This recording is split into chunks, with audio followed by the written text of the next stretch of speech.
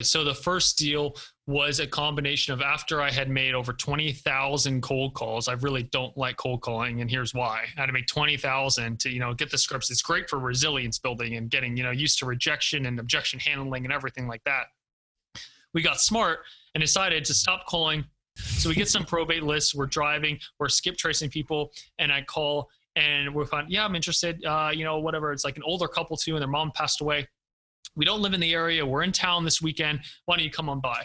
And so I'm like, what do we do? So I called one of my original mentors then and basically came out to the property with him and basically just shadowed him like a dog. I had a partner at the time. Me and him just shadowed this guy named Phil like a dog as he walked around doing measurements, stuff like that. And we just stood there awkwardly in the kitchen while he negotiated. And he said, look, guys, if we contract this thing, we get it to close, I'll pay you $5,000. A couple weeks later, hey guys, we got the clear to close, $5,000. Here it is in cash. And I swear to God, it was like that $5,000, like $5 billion. Yep. So far, we had been living off a credit card and we're budgeting and couponing for groceries, which I told myself I would never do. And for me, that was like the pinnacle of financial freedom at that level, right? Was be able to go and not have to look at how much stuff was in the grocery store. That was incredible. That was insane.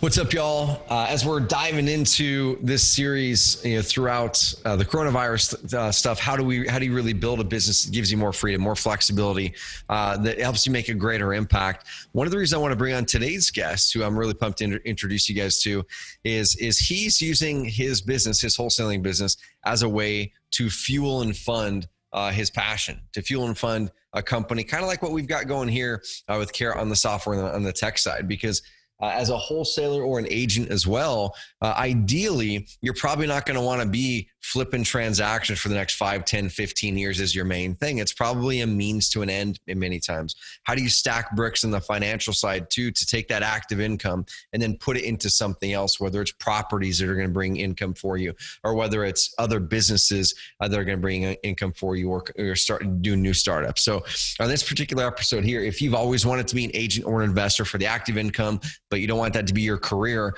this can be a great one to show you how a really young dude rolled up his sleeves, built an amazing business in the real estate space with a really cool niche. He uses our cash buyer websites, has hundreds and hundreds of cash buyer leads in there, but then he has a very specific niche that's allowed them to pull 80 plus deals over the last 18 months, almost $1 million in revenue over the last 18 months. And he's fueling a tech startup as we speak. That many of you guys are probably going to use technology like that, or maybe their technology hopefully here soon. So without further ado, I want to introduce Will Brown to the CareCast. Welcome on, man.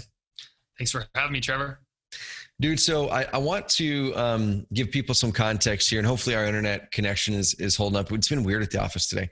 But I want to give people some context here for who you are before we kind of dive into the real estate side. So I dropped some nuggets there. I think it's over 800 grand in revenue the last 18 months, 80 something deals, a very defined niche. You're using us for cash buyers. Like we're going to dive into that and unpack it here in a bit. But who are you? Where do you live?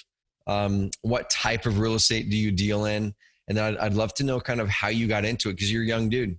We'll let people know what your age is here in a minute if you're cool with that. But who are you? What town do you live in? And then what does your current business look like? Yeah, I don't know if I've been asked who am I. To answer that question, I would say I'm like a contrarian, which basically means I think things in a different way than most people. Lazy human being. And that's really all I am when you get to the core of it. Is and I just coming out here swinging, right? With with a contrarian. A lot of people think it's all about, just hard work and put your nose to the grindstone for long enough and you figure it out. But I was like, that seems kind of lame, and it doesn't really seem to be working, because I study people. I've got like my mic is sitting on a book of Benjamin Franklin, and I just love the people that have really like disrupted and changed the way the world is now.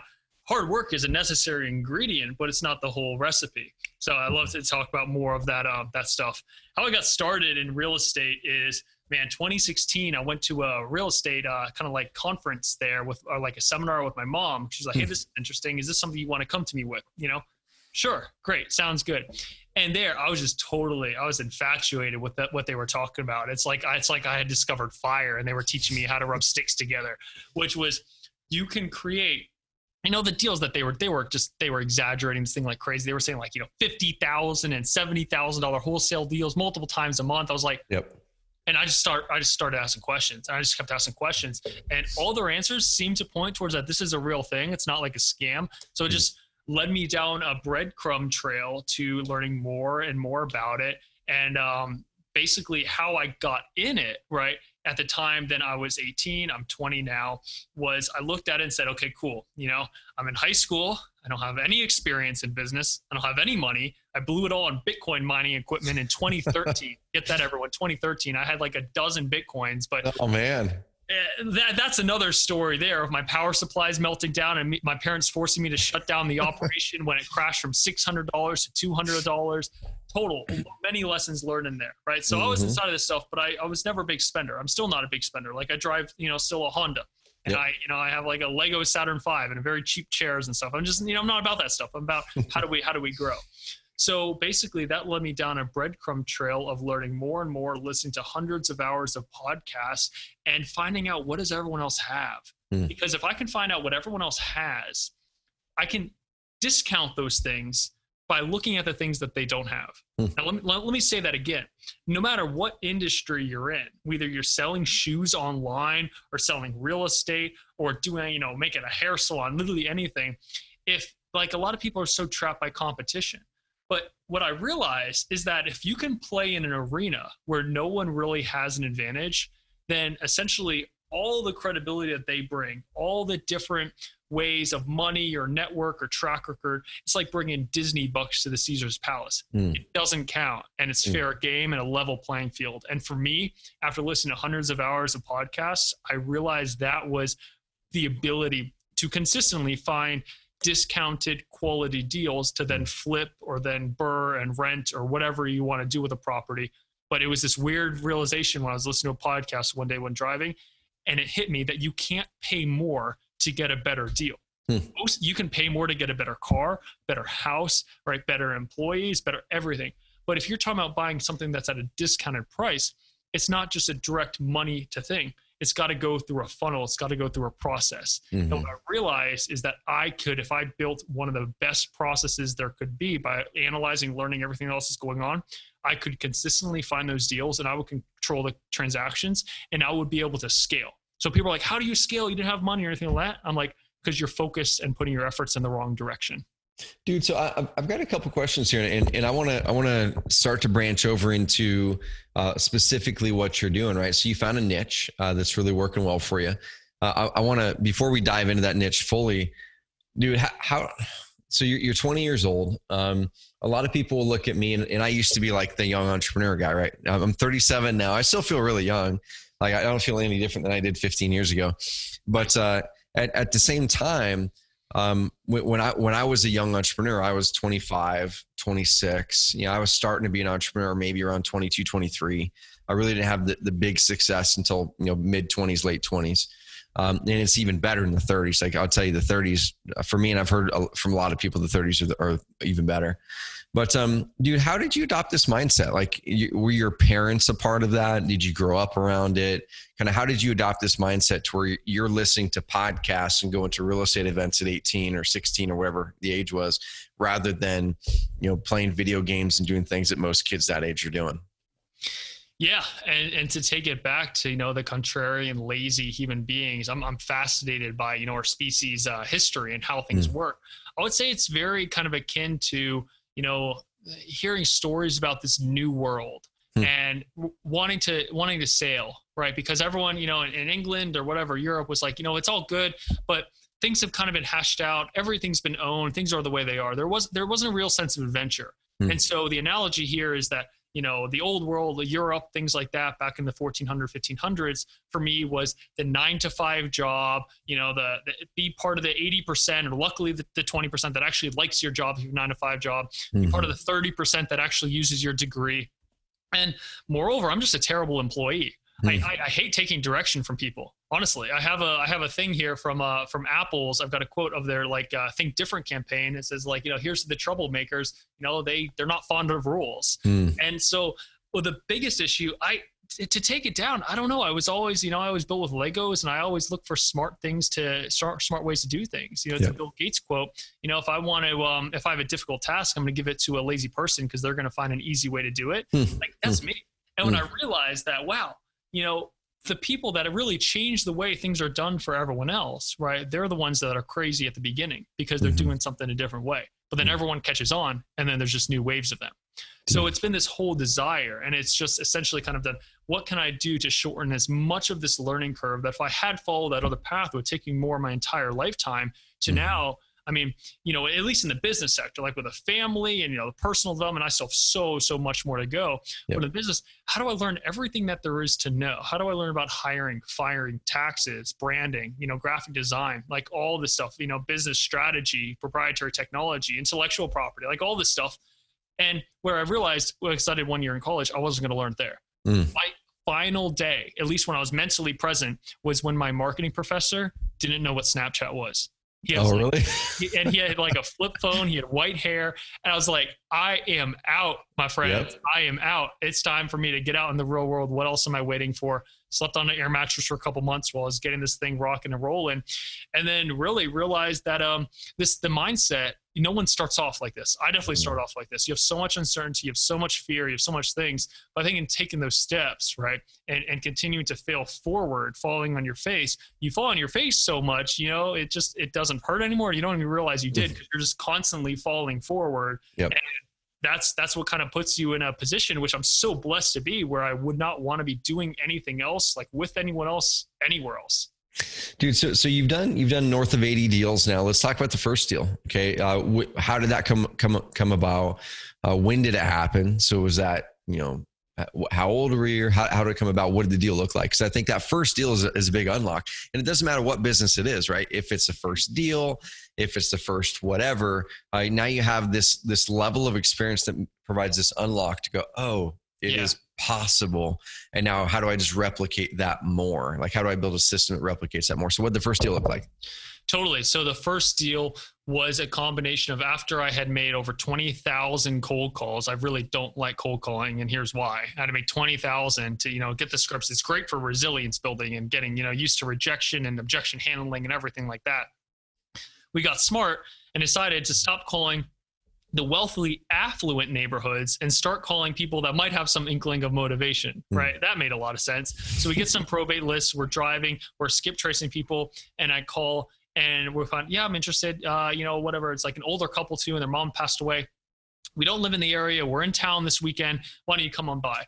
And so I'm like, what do we do? So I called one of my original mentors then and basically came out to the property with him and basically just shadowed him like a dog. I had a partner at the time. Me and him just shadowed this guy named Phil like a dog as he walked around doing measurements, stuff like that. And we just stood there awkwardly in the kitchen while he negotiated. And he said, look, guys, if we contract this thing, we get it to close, I'll pay you $5,000. A couple weeks later, hey guys, we got the clear to close, $5,000. Here it is in cash. And I swear to God, it was like that $5,000, like $5 billion. Yep. So far, we had been living off a credit card and we're budgeting and couponing for groceries, which I told myself I would never do. And for me, that was like the pinnacle of financial freedom at that level, right, was be able to go and not have to look at how much stuff was in the grocery store. That was incredible. That was insane. And that was now June of 2018. And so that was a vacant house, it sounded like, out of state or not, it doesn't have to be out of state, but they weren't there. They didn't live there, absentee owner. Was it a rental property, kind of like how, or was it just straight up vacant after the mother passed away? Yeah, it was the latter there. It still had the wallpaper from like the 50s. I had no idea what I was looking at. I had no idea what a kitchen reno would cost. And that was essentially, the little gold nugget here I say is I did everything I could. I set up the hardest part of it, which is getting the meeting. And I think a lot of people are frozen by, okay, what if they say yes? Find a flipper. Find someone, say, hey, you want to come with me? All I want you to do is pay me like a measly $5,000 fee if you close this thing, but I'm just there to learn. Yep. No one's going to turn you down because they're so rare and you've done all the work already for them. All they do is show up and perform.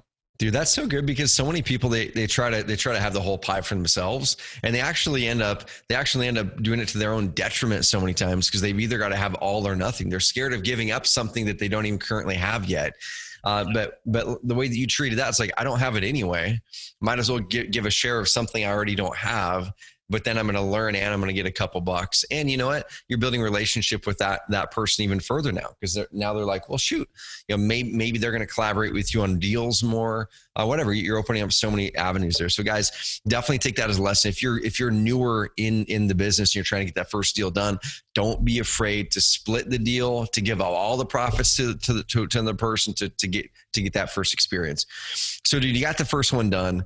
That's one of 80 something deals now. Now, what niche did you start to really settle into to get this scale? Because doing it onesie twosie like that, obviously, if you're scattering everything out into a bunch of niches, it's gonna be a little bit harder. But you did find a niche that's working great. So, what niche did you dive deep into, and when did you find that? Like, how'd you stumble on that one? Yeah, I think it came to us kind of like unintentionally, right? Mm-hmm. And it just started to show up in the numbers, which was we chose a marketing method because we had an early person that came on as a marketing partner who said, hey, I'll teach you guys some of the business. I like the hustle, like the same thing, right? We hustled. We had the aggression with this first guy. So she's like, and I'll fund the marketing. We'll split deals 50-50. So I split the first 150,000 I did 50-50, right?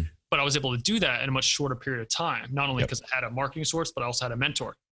So basically, it was ringless voicemails, which is basically voicemails on people's phones. And what that started to come out with was we weren't competing in the same pond as all the people that are doing online advertising. We weren't competing in the same pond as all the people that are sending mail. I can't tell you how many times, because I was the first acquisition manager for like the first 50 deals. I would walk into a house and just see stacks of We Buy Houses postcards there. I was like, why don't you why don't you call these guys? They're like, some people send mail. They just, we feel like, we're just a property of them. They don't really have any care for what we're up to. And for some reason, our voicemail, we're basically like, hey, we buy properties in the area. We pay cash. We're going to buy them as is. If you're interested, call me back. Happy to tell you more, show you this thing that's whole legit. And that resonated with people. They wanted someone to talk to. So, however, mail would probably carve out its own niche. What we really found was that the people that got these voicemails, or if you're sending mail to a property, but the owner lives out of state, that's why that mail's stacking up in the mailbox, because maybe the neighbor's putting on the table. It's not actually getting that person. But you send a voicemail about someone about that property that they know they've had a headache, they know they need to do something to do with. But like anyone else, when they first get started, there's a lot of education, there's a learning curve, and you can come in and simplify the process for them. They're going to thank you for that. And so long as that you can just create enough trust and credibility. I can tell you it's hard for me at the beginning, because not only was I 18, but I also didn't know what I was talking about. Now, I'm only 20, but I know what I'm talking about. And I probably outtalk most investors on all the different aspects. I can go on any panel and talk about all the different ways to structure deals or how things are done. That's only come through experience. I think 1 out of 100 people I talk to turn into a deal. So you do the math, and people, when they reach out to me, like, how do I get started to do my first deal? I just been trying things and I haven't done any deals. I'm like, how many people have you spoken with? Well, I haven't really, but I've done. It's just a function of talking to people. People think there's some magic, but you just got to talk to a lot of people. And then slowly, once you start talking to a lot of people, you'll start to sound less like an idiot and be able to convert at a higher rate. And then that just gets better and better and better. Dude, I love it. So you first started off with cold calling, and that worked to get the first deal, and you did a ton of cold calls, and cold calls still works, right? Like that's something I've been talking about for years, guys, is there's different types of marketing, and all outbound marketing has ebb and flow characteristics. So what happens in any given market is when that market's flooded with a certain type of marketing, whether it's direct mail in the request or in that respect, where you're showing up to those houses and stacks of direct mail. Well, at that time, direct mail was at a spot where it was getting flooded. So therefore, response rates from direct mail went way down, because now they're getting a bunch of them, because every investor is doing direct mail at that time. And then it opens up a new type of outbound marketing that isn't being used as much. And so while direct mail response is down here, now your RVMs start to pick up, right?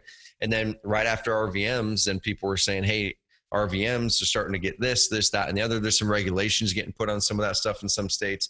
And then it was like SMS, right? SMS starts to ebb up as in some markets, RVM would then start to have an ebb down.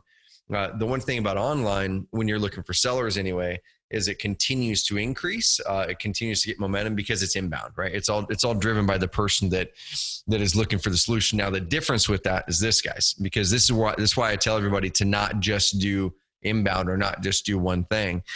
Is inbound is going to be your highest, most motivated prospects, okay? But it's also a smaller bucket of people. your outbound RVMs, cold calling, direct mail, that's going to be a much larger group, and you're going to be able to activate demand at a much broader scale. You'll work through more leads to get those deals, but that's where your volume comes from. It's from your outbound. Your targeted comes from inbound, volume comes from outbound. So you guys were able to really scale out the outbound through RVMs, cold calling, probably some other things too. Before we hopped in the call, you'd mentioned that one of the big niches that you guys really went deep into is kind of tired landlords. And then we'll kind of talk about how you're using Carrot on the other side of it. You have hundreds of buyer leads in there, how you're using Carrot to help kind of with some of those transactions. But at what point did you start to really look at the tired landlord niche as like, man, there's something here. How can we focus more on this? Where did that come about? Yeah, we realized it just made sense. And the one niche we tried to stay away from was the, and some people are great at this, don't get me wrong, was the bad credit, was the very low dollar house. We got people that are in extreme scarcity mindsets. And that's where they go around your back signing multiple different contracts. We just had this happen on a $17,000 contract. It's just insane. With a tired landlord, more sophisticated people, they're usually going kind of at a slower pace. It's usually something that's not instant. There's no real urgency to it. So it's on us to create the urgency, right? So that's, I would say, would be a con for it. Yep. It's not like they're about to lose their house in a pre-foreclosure.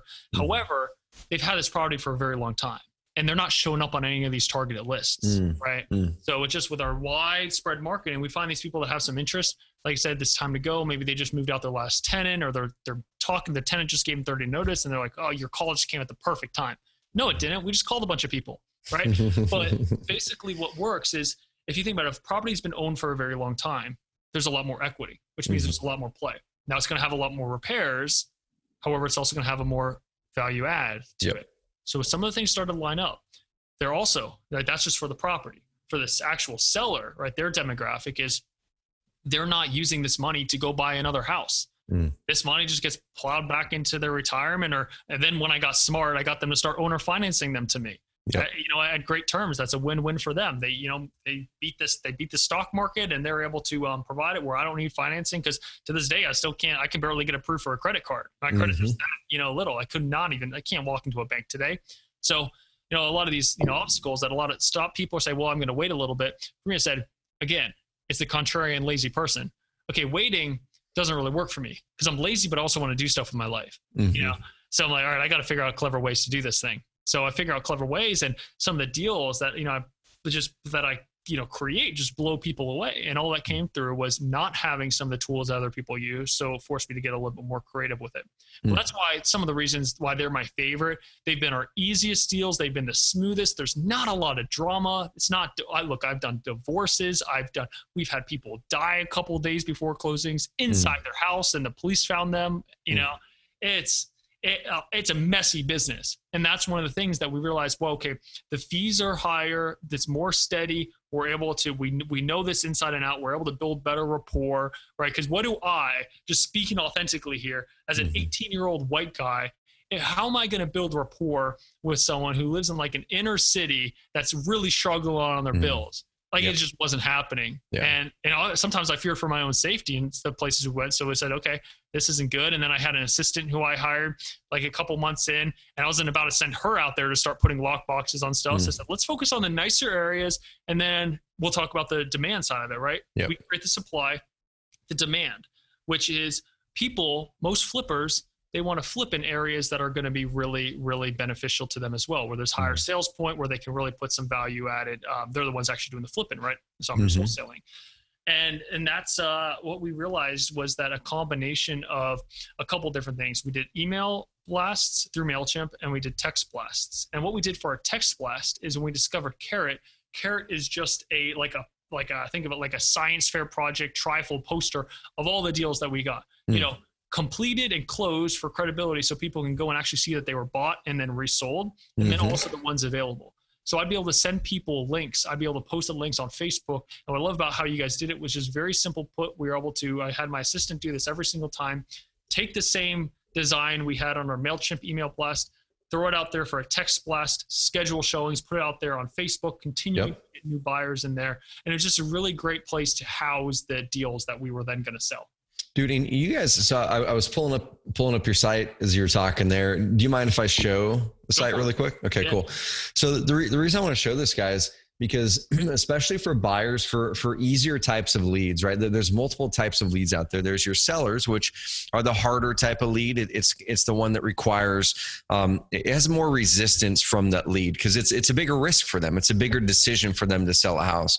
Buyers, like cash buyers and retail buyers, are easier to get. And then rent to own, very easy to get. So if we were to look at like conversion rates on our websites, as an example, we have all the data behind the scenes, what every website converts at on our system, 10,000 plus sites. Every single website, we can tell you the exact conversion rate of that site. We can tell you by lead type, by location, by all those things. And so sellers on average, this is a very broad range because there's so many factors, lead types, lead sources, locations, all those kinds of things, how they customize their site. Seller sites usually convert somewhere between, let's say, your 3% to 20%. Okay. And once again, it really depends on the traffic source. If you're driving from a Facebook ad to a market in Miami, a website in Miami, and maybe they jacked up the site, that's your 3% conversion kind of thing. If you're driving from a really targeted Google ad, or it's an organic in a market like, Des Moines, Iowa, or something like that, or Oklahoma City or Denver, you're going to see more like a 15 to 20% conversion. So the reason I'm bringing this up is this, is buyers on average convert between 20 and 35% of everybody that lands here in our data on average. And so here's the deal. Okay, when I'm pulling up Will's website here, he didn't reinvent the wheel. Okay, on the buyer site, you don't have to customize as much. Seller site, customize more. You want to get more credibility in there, a lot more kind of about you and that kind of stuff. But he kept the same picture there. They threw a little back. A single thing. The only thing I did was add deals and add that little money thing because we thought it was funny. Dude, you added the money background on there. Yeah, like you said, you added deals in your logo, and that's it. And so when I go to the properties page, and if you guys are listening to this on the Apple podcast version, go to the YouTube version. Just go to carrotcast.com. Check out this episode right here with William Brown, and you'll be able to see it. But literally, all he did was logo, background image, and added properties. Okay. And he has hundreds and hundreds and hundreds and hundreds and hundreds of buyer leads in here. And so the reason I'm showing you this is number one, it's proof and credibility. He's turning a lot of deals, right? There's not like 4 deals in here. He's got 5, probably more, 6, 7, 8, 9 pages, maybe. I don't know. 5 pages of properties in here, which probably doesn't even account for all of them, but there's a lot of properties in here, y'all. And so he's putting them in here, and then I'm going to toss it back over to you here in a second, Will. So he's putting them in here. He's able to market them. He's able to drive people here through his email, his MailChimp, and then his text blasts. Yeah. When they land here, then they see properties for sale link, which is built into the template, or they see the banner, which all drives to this landing page, which has been tested a lot. Some people look at it and go, oh, it's ugly. Guys, we had the prettiest versions of these landing pages. This ugly stuff with a lot of words performed the best. It's like we go with what performs the best. Man, the buyers are not graphic designers. Yep. The buyers are not super tech savvy. They're not going to be impressed by a fancy website. Mm-hmm. These guys have been, a lot of the people we talked to, they were forged in the fire of the 08-09 recession. Right? Mm-hmm. They're brass tacks kind of guys, and they just want to see the numbers. We tried a bunch of different ways to spruce up and stretch deals, and none of them sold. Mm-hmm. But when we started to be real and authentic, like look at that, starting bid, lot square feet, comps, that's it. Mm-hmm. If you go to, so that's just land, but if you go to a another one of them, let's see, we don't have much more info on it. Yeah, but we'll go to this one here. This is really all that's necessary, and this link's been sent to different Facebook groups and things like that. Still the same thing. Look at that. Bid, repairs, ARV, comps, details. That's it. That's all they want to know. We've never had people ask something, but I will give the best tip. Don't try and sell a house without getting people in to see it. Now, if you're doing this in the coronavirus, I would still see what you can do, especially if it's vacant. Definitely be respectful if it's owner occupied. And think I'm not going to give a recommendation on that. I think people can come up with creative solutions. However, when they ask if they can see it, figure out every way to make it as easy as possible to see it. 'Cause that's the next bottleneck. First, they got it. Like the most serious buyers, they're going to see it, go negotiate with them, follow up after. Done. Dude, I love it. Yeah. I love it. And there's some tools right now. I was following a buddy of mine, Max Maxwell, Carrot customer. He's putting some stuff in Instagram or Facebook the other day. I don't know if it's an iPhone app. I'm going to figure it out with him. But essentially, it's kind of like Matterport, that one tool where you put it in there and it kind of like does the 3D thing on the inside, but it's cheaper. And I think it's just on your cell phone. But essentially, you can click in there and it's like this, but I can click and go, oh, living room. And then it's going to show me 360 in the living room. And it's a really cheap solution. So especially during the COVID stuff, I'll figure out what that tool was. Max Maxwell, Triad Cash Home Buyers out of North Carolina, uses it and does great. So dude, I want to toss it back to you. So you've done a ton of deals. You talked about your primary way of marketing. The reason we wanted to bring this up is because, number one, we don't always say, hey, everything has to be inbound. Like outbound works amazingly well. It's just, there's pros and cons to both. And then some people will go, oh shoot, well, if I'm not really working to get sellers on Carrot, then what am I going to use it for? Well, guys, buyers is an amazing way to do it. Or Pace Morby, a guy that had been a Carrot customer for years. He has usually between 20 and 30 deals a month that he's doing down in Phoenix. He uses Carrot for the rent-to-own leads primarily, and then sellers for in the Phoenix market. He generates a ton of rent-to-own leads because those are then going to be his people that he takes from his subject to properties, and he's just attaching the subject to property with his tons of rent-to-own leads, and bam, he's got immediate rent-to-own buyers with the subject to. That's a great use. So many ways to do it. So dude, I want to toss it to you to wrap up anything around the real estate side of things. And then I want to kind of transition a little bit into using this business to fuel your passion, to fuel the next thing. But is there anything else that you think could be, I'm sure we could talk for hours on this, but is there anything else that you think could be really relevant and kind of cool to share with people around how you were closing deals? Is there anything that you're shifting now in this market in 2020 with your marketing? Is cold calling and RVM still your main thing? Kind of, what are you seeing with that stuff? Yeah, totally. So first and foremost, like I was on the BP podcast, I have some people reach out. What I love is that every single time I go to their site, it's a Carrot site. Trevor and the guys at Carrot have mastered being the guy that people go to when it comes to building a site, because it's easy. Like I said, I wasn't super tech savvy for building this stuff. I didn't really have the time when I was first getting started. I was trying to buy groceries and it worked. So how can you become the guy when it comes to off-market deals in your area? Because if you can become the guy, then everything else falls by the wayside. That takes care of everything you need.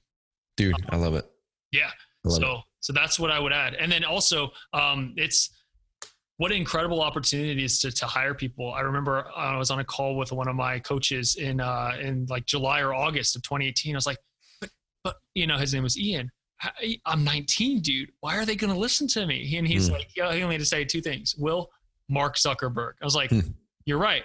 And that was able to at least instill enough confidence for me to be able to fail forward. And what does that look like to even put a job posting out there? Again, I was in college a couple months ago. Like I don't know anything I'm doing, but I just kept going and tweaking. And the nice thing about this is it's actually pretty simple. We're not accelerating particles here. We're not trying to figure out a theory of everything. It's a pretty much cause and effect at every single segment. You put a bunch of causes and effects together. And it's not like Henry Ford built a factory, and if immediately when he turned everything on, cars didn't start popping out the back and he shut it down and started over, he looked at each component on the conveyor belt and said, this isn't working, let's try this. Let's try this. Let's try this. And he tried things more macro, like paying his people $5 a day, giving them vacation. Kept trying different things. And what I think is so interesting about this business, and it just has to do with each area is a little different. It's highly dependent on the sellers you target, and then also the buyers in your market. They're not all made equal. Your market's going to have to do with the supply and demand of what you can sell deals for.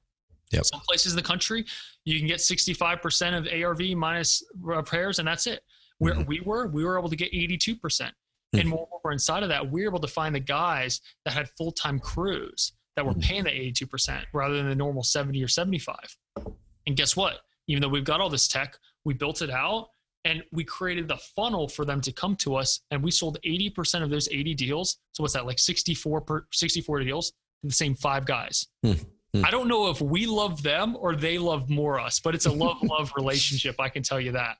Dude, one question that just popped up, and you might have said it and I might have missed it. So the hundreds of buyer leads that came from Carrot, you were sending email blasts and text blasts. Like, how did you find those people in the first place? Like, where'd you find them? So I did a very, very bad thing, not an illegal thing, just a very bad thing that I would pay consequences for a month, which was, I thought I was clever. And there's something called DPOR, at least in Virginia, where you can get all the agents and contractors said, wow, there's a lot of these people. I know they're looking for deals. Let me go ahead, get 4,000 emails, send them email blasts. But no, not one deal. We had a really great week and we contracted like 10 deals. And this was like our first 2 weeks. Now, half of those didn't close because we didn't know what we were doing, but we really stretched it. And so what did we do? We didn't send one deal. I sent 8 back-to-back emails to over 4,000 people. And basically what that did was allow me to go in and say, hey, my internet service provider is now blacked. I'm getting put to the spam. And even still to this day, sometimes our emails go to spam. So there's something not to do. Now we got a couple trickle leads.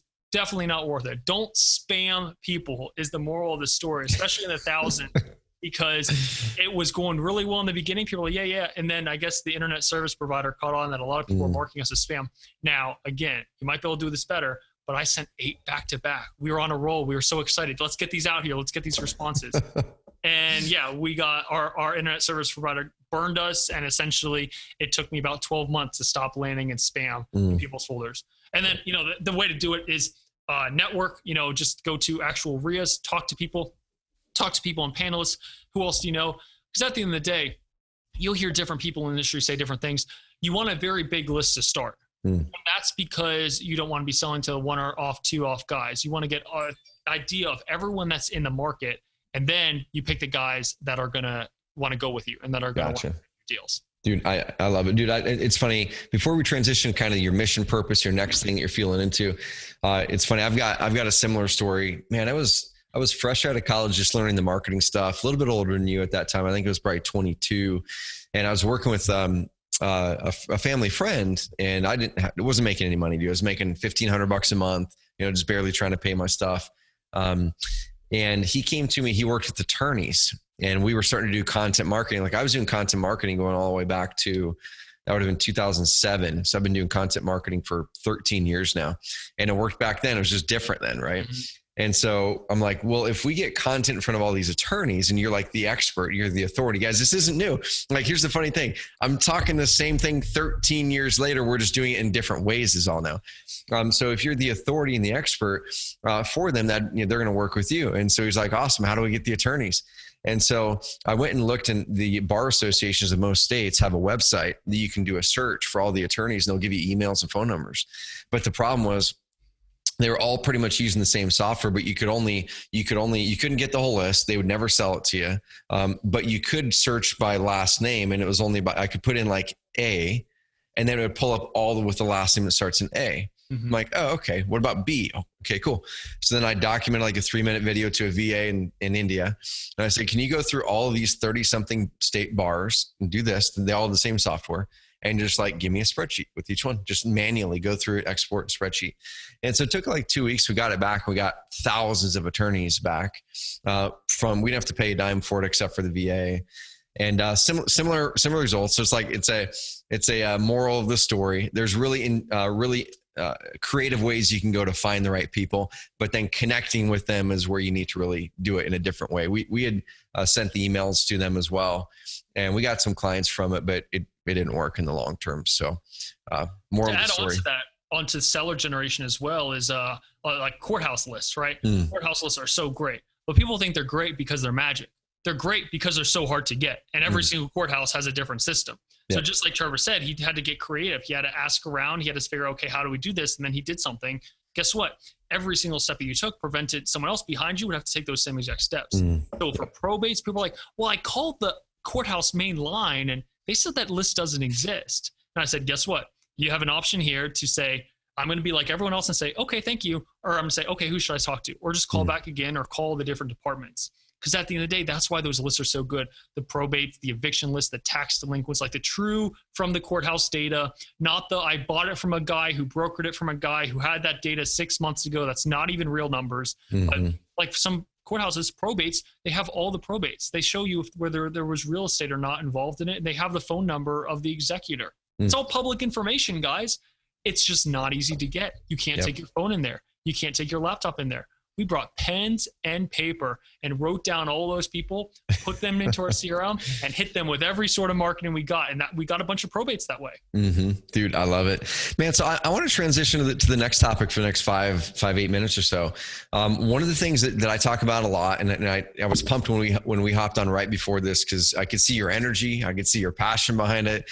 People are attracted by energy and passion. I think that's one of the reasons why people are attracted to Carrot. We're not just a software company, but they see something else behind it, something of a purpose and a mission. And for us anyway, Will, we're really good at lead gen. We're really good at the content. We're really good at that stuff because it's our means to our end, right? Like, I don't wake up every day going, man, I'm so passionate about leads or websites or software. I'm not passionate about any of those. What I am passionate about is that those are my vehicle to connect with a bunch of people. And so I can help change their lives in some way. And we just happen to be really good at it. And I'm very competitive. So I want to be the best in the world at that thing. Right.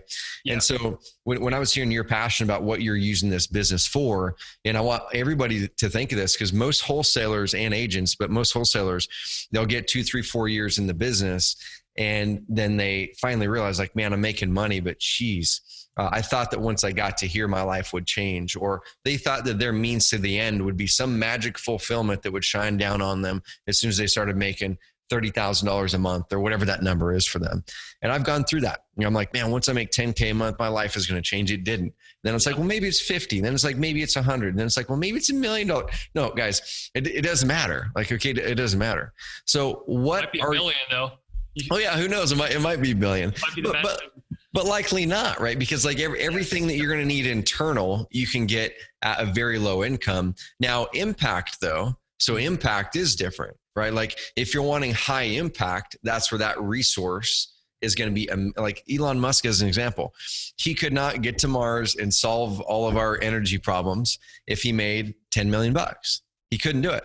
So he had to make billions in order to make that impact. So for him, selling a company for 10 million or $1 million or making 10 grand a month would not make him happy, because he knew his ultimate impact over here required billions. And so he had to create businesses that did that.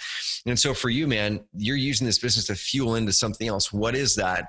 And let's talk for a couple minutes on the tech a little bit, so people know what it is that you're working on, but also like, why are you wanting to do this? And what's your future the next several years?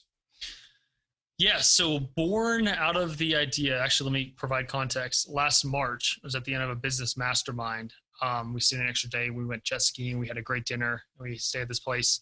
Me and a couple friends, they're all like, 25, 30, 40. These are my friends. I don't have any friends my age. It's just, if you're my age and you like kind of think along these lines, please reach out. I'll give my Instagram at the end. I'd love to be friends. I need more. My mom says I need more friends. So we're in a hot tub, and over a conversation, the lesson from 6 p.m. to 5 a.m., we essentially, kind of did this thing. We said, let's take all the layers away. Let's take all the identity away. Like, I'm not this. Let's just be human beings with unlimited potential. What do we want to do? And it was just me, and everyone else had kind of gone to bed, and then me and this 23-year-old guy named Garrett. We're like, well, we need a backdrop. If you're going to aim for the basketball hoop, you need a backboard, at least something to aim for in that little square. And we made that square. What would be more noble than elevating the consciousness of humanity? We just wanted to, set something reasonable. No, we wanted to think of what's literally the biggest question that we can come up with, because born out of that, right? It's all about the question. It's not about the answer. It's on seeking to answer that question. Things go wrong. We essentially realized this kind of inherent thing that just penetrates every single industry, which is that, and just, humanity is that. Here's an interesting thought experiment. Does the earth care when it has an earthquake? What do you think, Trevor? Interesting. I mean, my first reaction is no, but I don't know. I'm curious to hear what you say. I don't have the answer. I'm just guessing no as well.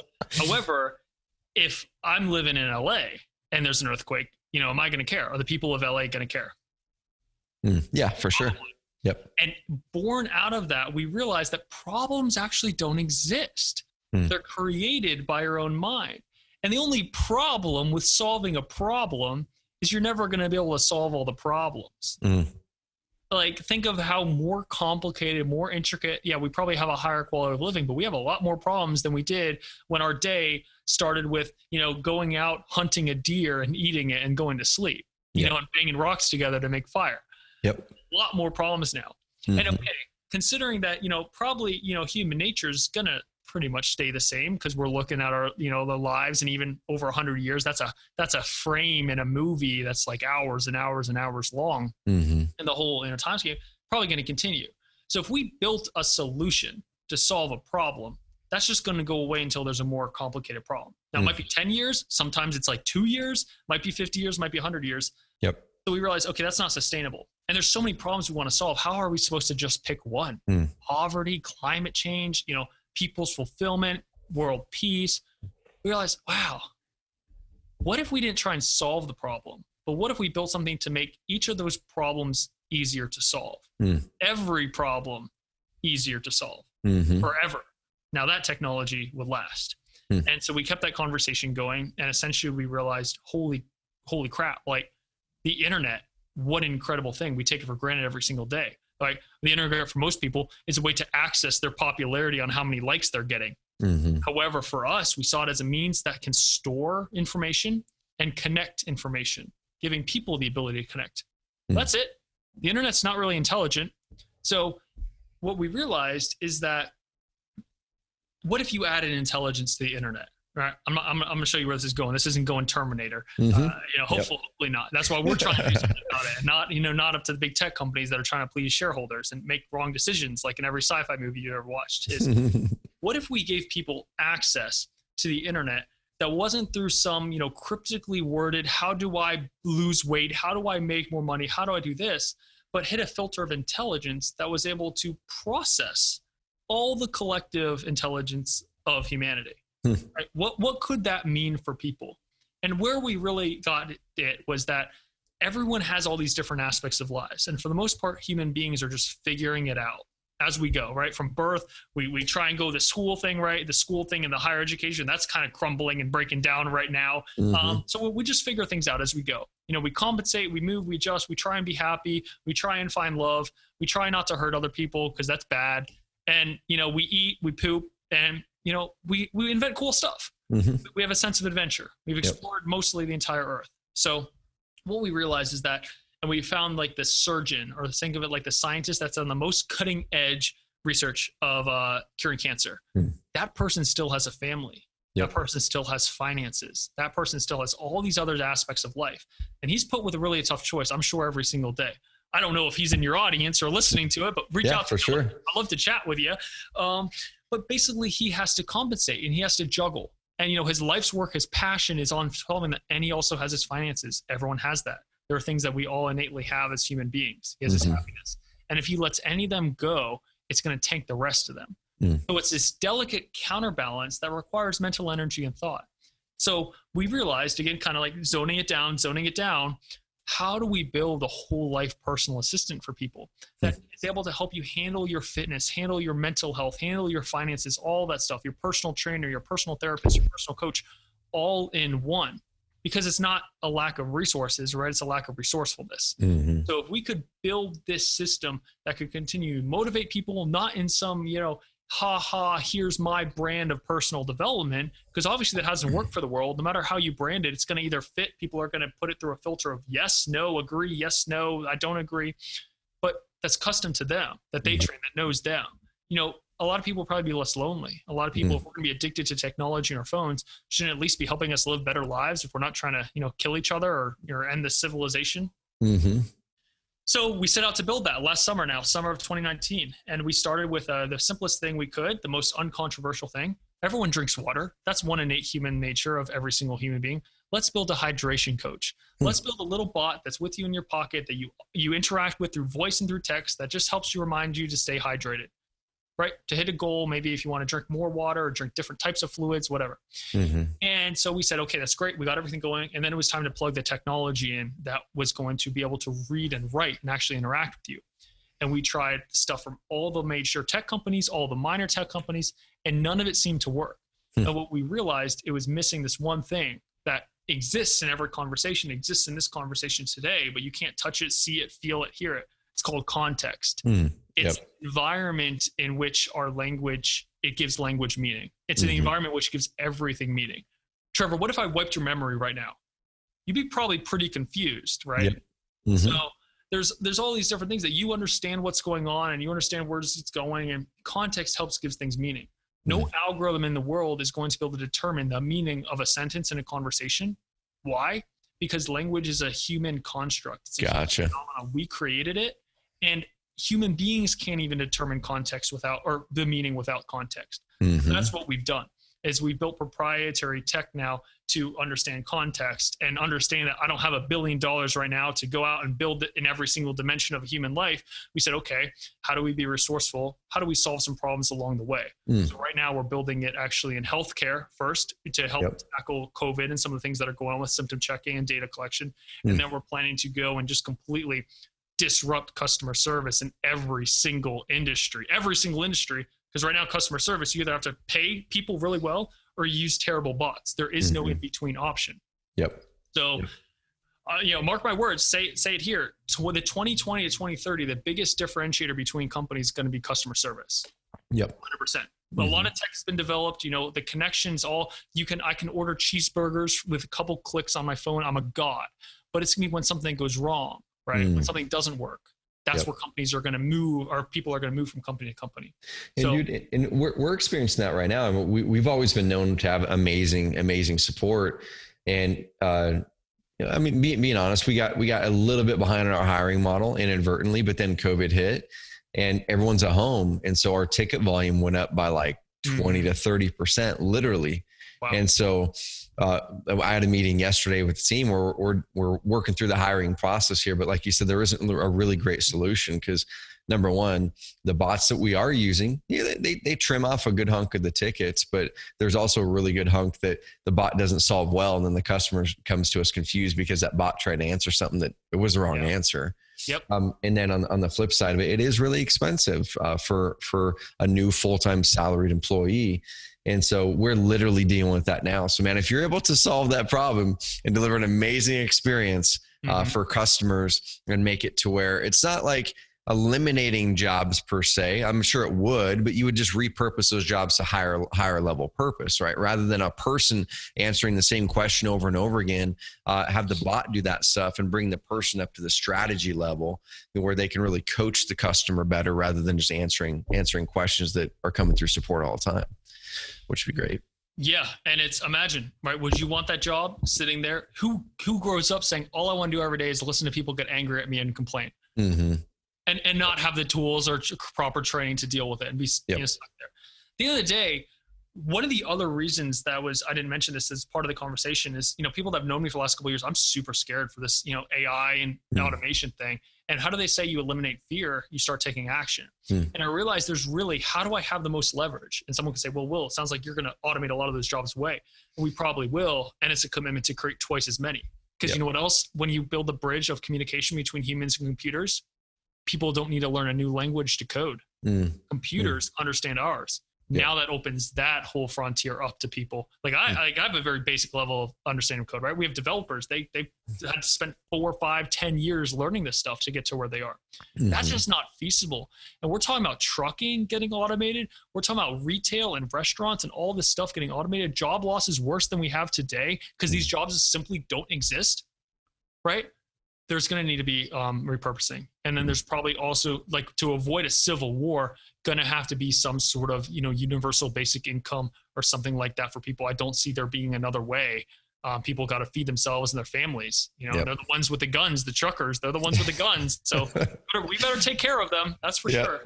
Dude, man, I could talk these topics all day long. And I just want to celebrate you, first of all, for taking action. And yeah, you're young, right? You're young, you took action, but also to me, guys, it doesn't matter what age you are. If you're 65 years old and you've been putting off the thing, like do what Will talked about today. Take the action no matter what age you are. There was 2 dudes in one day last week hit me up on Instagram, direct message. One was 17, said I've been a Carrot customer for a year, and he does 5 deals a month right now in Phoenix. Right on. And then another kid was 16 and said, hey, I want to do this, but I don't know what to do first. So like, I love the young energy coming out here. So the dude who was 16 that asked how, listen to this episode. We're going to send it to you on Instagram as soon as it publishes. But Will, man, I appreciate you hopping on and sharing your story. I can't wait to see what the next chapter of your story is. I think obviously we're just you're just getting started. And I'm really excited to see what you do on the tech company side of things. Keep crushing it on the real estate side, empowering people, keep telling your story in a big way. And dude, I love the way that you're using Carrot in that one aspect, which is the cash buyers. So dude, any parting words for anybody listening to this episode of the Carrot Cast to motivate them or to anything at all? Any parting words, man? Yeah, I'd love to extend an olive branch of help because I wouldn't be where I am if I didn't do that. But I also showed aggressiveness. So what I do if Trevor lets me, I'll give you guys my Instagram to reach out and send me a direct message there. Cool. One rule. And I'm going to leave this with you guys because when I did this on podcast a couple months ago, the pandemic wasn't a thing. I don't know if this thing's going to air in a couple of weeks, but go out there and door knock 100 doors before you reach out to me. Because inside of the objections of that little voice that says, like, if you would just like seriously take it down and say, what would it look like for me to door knock 100 doors over the next week? And you can start to hear and differentiate that voice from your own mind. Now that's power because that voice is always going to be with there. Trevor, that voice is probably still with you every single time you take on something new. I don't know if I can do this. Oh, I don't know if we have the staff. I don't know if we have enough resources. What's going to, right? That, being able to handle your own objections is the first start to be able to handle other people's to then be able to help them.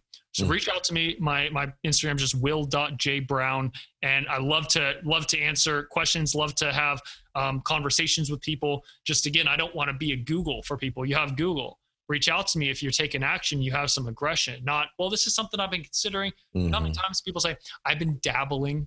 I'm dipping my toe in. Like when Trevor, send me a message when you get someone who's made it by dabbling or dipping their toe in. It just doesn't work. You got to go full on cannonball. Dude, I love it, man. Guys, I love it. Go follow Will. Go grab him on Instagram, like you said there, and take action. Whatever it is, he's got a very specific model, and it's working amazingly well. You don't have to do 1,000 things. Do a few things really well, and then find a way that you can take your business and have it fuel your passion. I always say that your business doesn't have to be your passion, but it should for sure fuel whatever that passion is. This one's helping to fuel his passion around solving those big problems. So, Will, appreciate you, man. Guys, go to Apple iTunes or whatever the heck it's called, Apple Podcast, Spotify, subscribe so you can be the first to get episodes just like this. And if you guys want to go set up a Carrot cash buyer site, just like Will did, go into your Carrot account and find the cash buyer one, start to build that buyer list, which is going to help you sell your properties more. Guys, we'll see you next week in the next episode of the Carrot Cast. Will, appreciate you, man. Thank you. Great stuff. Thanks for having me on, Trevor. See you. Thank you.